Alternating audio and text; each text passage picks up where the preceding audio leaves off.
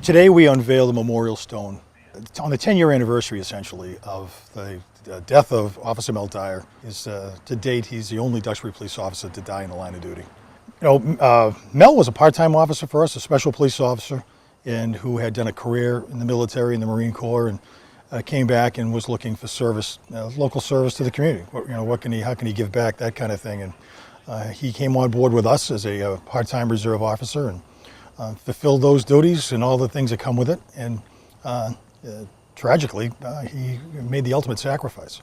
I think there's been a lot of lessons learned from this incident and another of some high-profile incidents where police officers in work zones or construction workers in work zones that have been either killed or seriously injured.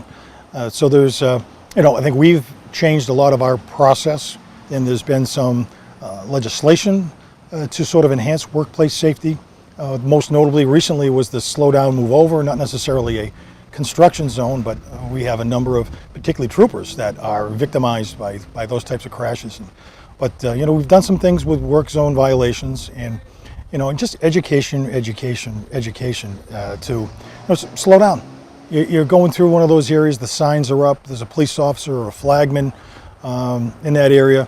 Slow down, pay attention to what the officer is doing, is the direction he's trying to give, and remember that they're dealing with both sides of the traffic. So I think what folks tend to do at times when the officer turns their back to them to then give direction to the oncoming folks, sometimes take that as the signal to go, and in a lot of cases that ends up with tragic results, either accidents, injuries, or essentially what we had here 10 years ago.